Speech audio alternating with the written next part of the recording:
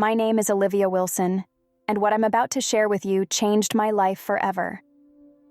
On March 15th, 2023, I didn't just have a brush with death, I actually died for 15 minutes. During that time, I was shown profound truths about prayer and worship that I was commanded to share with the world. What I learned will shake you to your core. But before I tell you about the incredible revelations I received, I need you to understand how I got there. It was a crisp Wednesday morning, and I was heading to my local church for the early morning prayer service. As someone who had attended church regularly for decades, I thought I understood what it meant to pray. I couldn't have been more wrong. That morning would completely transform my understanding of true communion with God. The roads were quiet at 5:30 a.m. as I drove through our small town. The streetlights cast long shadows across the empty streets, and a light mist hung in the air. I remember thinking about how peaceful everything felt. I was looking forward to joining the small group of faithful early risers who gathered each Wednesday to pray before the rest of the world awakened. I never made it to the church that morning. Just 3 blocks from my destination, a delivery truck ran a red light. I only saw a flash of movement from the corner of my eye before everything went black. The impact was instantaneous. In that split second between seeing the truck and losing consciousness, I remember thinking, "Lord, I'm coming home." What happened next defies all earthly description, but I feel compelled to share every detail, every moment of this extraordinary journey beyond the veil of mortality. The experience was so profound, so real, that even now, months later, I can recall each moment with perfect clarity, as if it were eternally etched into my soul. The transition from the physical world to whatever realm I entered wasn't immediate. There was a moment of what I can only describe as in-between. As my consciousness separated from my body, I experienced a peculiar sensation of existing in 2 places at once. I could still vaguely sense the chaos around my physical form, the crumpling metal, the shattering glass, the blaring horn of the truck, but it felt increasingly distant, like an echo fading into silence. Then came what I now call the letting go. It wasn't frightening or painful. Rather, it felt like the most natural thing in the world, like slipping out of a heavy coat on a warm day. I felt myself rising, not in a physical sense, but in a way that transcended normal movement. The world below began to fade, not into darkness, but into something else entirely, a dimension of pure light that somehow contained more colors than our earthly eyes could ever perceive. The first truly distinct sensation I remember after leaving my body was an overwhelming peace, but not the kind of peace we experience in our daily lives. This was peace in its purest, most absolute form, peace that went beyond the mere absence of conflict or worry. It was active, alive, almost tangible. If you could imagine the feeling of every anxiety, every fear, every doubt you've ever had being not just temporarily soothed, but completely dissolved, that might come close to describing it. As this peace enveloped me, I became aware of my new state of being. I no longer had a physical body in any conventional sense, yet I was more present, more real than I had ever been in my earthly life. It was as if I had spent my entire existence viewing reality through a fuzzy window, and suddenly the glass had been removed. Everything was clearer, sharper, more vivid. The light that surrounded me was unlike anything I had ever experienced. It wasn't just brightness. It was alive, intelligent, loving. It moved and flowed like liquid gold, yet it was softer than the gentlest sunrise. This light didn't hurt my eyes, though I no longer had physical eyes, and it seemed to contain within it all knowledge, all wisdom, all love. It was as if the light itself was consciousness, was life, was love in its purest form. As I tried to orient myself in this new reality, I became aware of movement around me. What I first perceived as gentle currents in the light gradually revealed themselves to be presences, other beings of light. They weren't angels in the traditional sense, no wings or halos, but rather pure entities of light and love. They moved through this space with perfect grace and purpose, and I somehow knew they were there to guide and support me. One of these beings approached me, or perhaps it would be more accurate to say our consciousnesses merged slightly. Communication here wasn't through words, but through pure thought and emotion. This being conveyed to me a sense of welcome so profound, so accepting, that it brought forth what I can only describe as tears of joy, though I had no physical eyes to cry with. The being showed me something remarkable, my life, but not in the typical life flashing before your eyes sense. Instead, I saw the ripple effects of every action I had ever taken, every word I had ever spoken. I saw how a kind word to a stranger had changed the course of their day, which in turn affected others, creating a cascade of positive energy that continued to flow outward. I also saw the negative ripples, times when my harsh words or thoughtless actions had caused pain that spread far beyond the initial incident. But there was no judgment in this showing, only understanding and learning. The being conveyed to me that this was how interconnected all of creation truly is, how each soul touches countless others in ways we can never fully comprehend while bound by earthly perception. As I absorbed these revelations, the light around me began to intensify, and I became aware of an even greater presence approaching. This was different from the guide beings. This was something vast, infinite, yet somehow intensely personal. I knew, with a certainty that transcended faith or belief, that I was in the presence of God Himself. The experience of being in God's presence is almost impossible to convey in human language. It was like being simultaneously embraced by infinite love while standing before power that could create and destroy universes. It was terror and perfect peace, unworthiness and complete acceptance all at once. I felt completely known. Every thought, every action, every moment of my life was laid bare. Yet I felt only love, only acceptance. Then came the communication. Unlike the gentle merging of consciousness I had experienced with the guide beings, this was different. God's voice, though not audible in any physical sense, resonated through every particle of my being. It was like having truth itself speak directly to your soul. "My child," the voice said, though said is a poor word for it. The communication was more like pure understanding being poured directly into my consciousness. "Do you now understand what it means to truly pray?"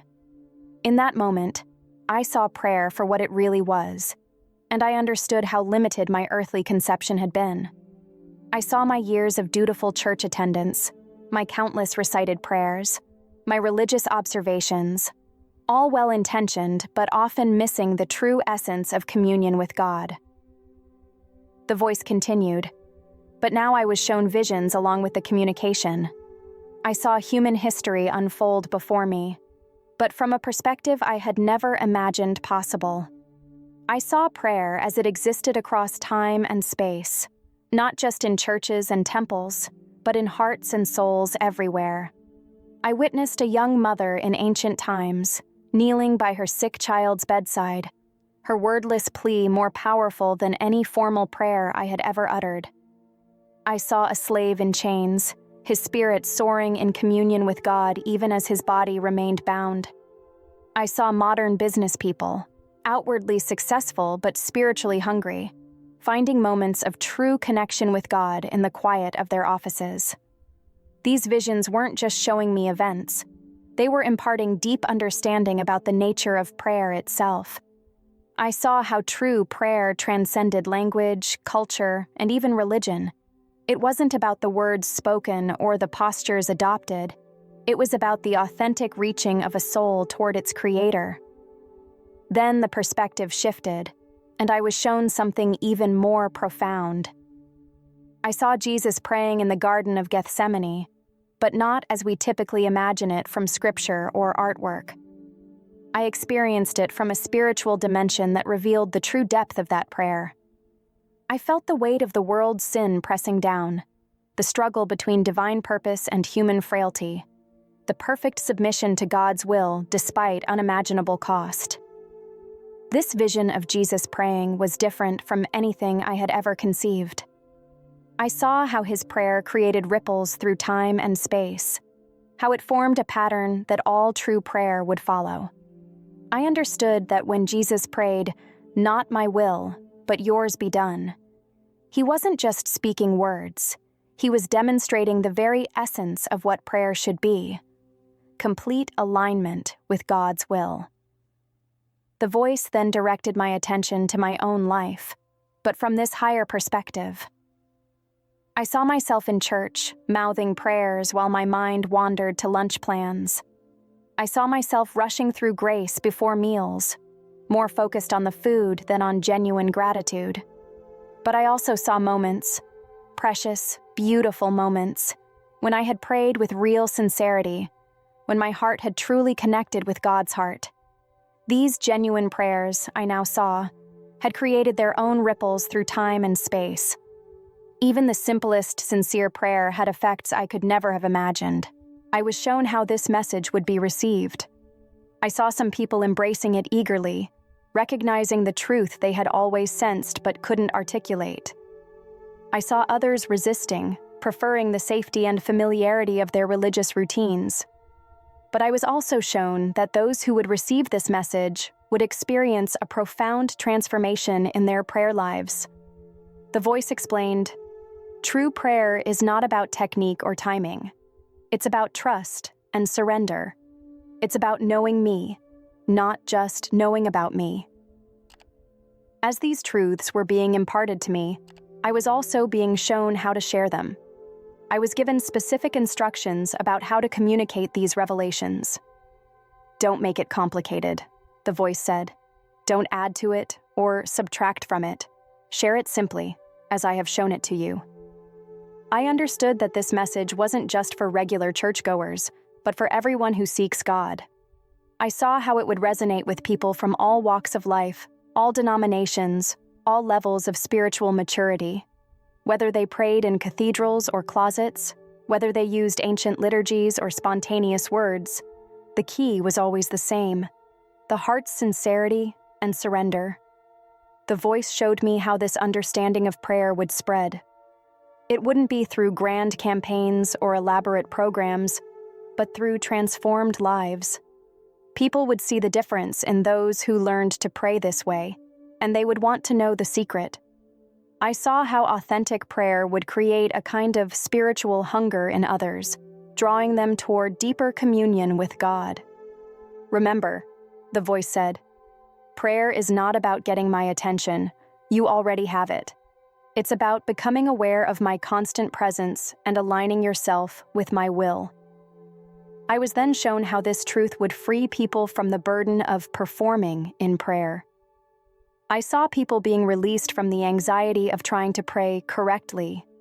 I understood that God doesn't grade our prayers based on eloquence or length, but receives them based on the sincerity of our hearts. The voice explained, "Many think prayer is about changing my mind. But true prayer changes you. It aligns your heart with mine, your will with mine, your desires with mine." As these words resonated through my being, I saw how this understanding would transform not just individual prayers, but entire church communities. I saw congregations moving from formal, structured prayer times into genuine, heartfelt communion with God. I saw how this would revitalize worship, transform relationships, and bring new life to tired religious routines. Then came what I consider the most sobering part of the revelation. I was shown how the lack of true prayer has weakened many churches and individual believers. I saw communities full of religious activity, but lacking in spiritual power, full of motion, but without real movement, full of words, but without true impact. "Tell them," the voice commanded, with an intensity that seemed to pierce through every layer of reality, "that I am calling them back to true prayer. Not more prayer, but truer prayer. Not longer prayers, but more genuine prayers. I was shown how this message would be especially important for longtime believers who had fallen into routine and ritual. I saw people who had been Christians for decades suddenly discovering prayer as if for the first time. I saw how this fresh understanding would renew their faith and transform their relationship with God. The voice explained, "Many have learned about prayer, but they haven't learned to pray. They know the mechanics, but miss the heart. They have the form, but lack the substance. Tell them to come to me as children, with open hearts, simple faith, and complete trust."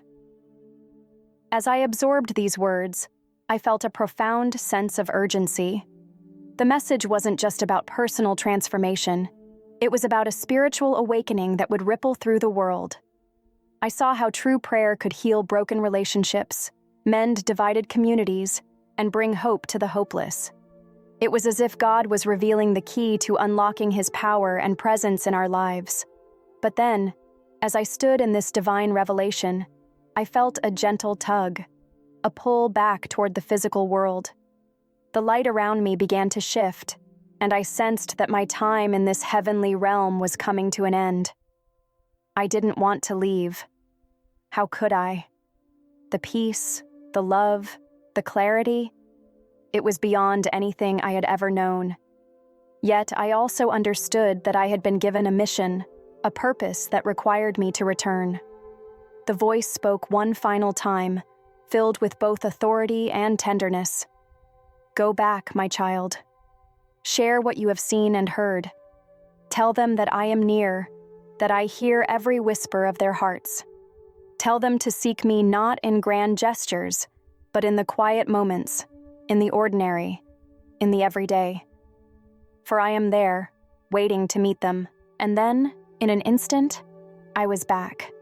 The blinding light of the heavenly realm was replaced by the harsh glare of emergency vehicle lights. The sounds of sirens and shouting filled the air, and I felt the cold pavement beneath me. My body ached, and my mind struggled to process the transition from the divine to the earthly.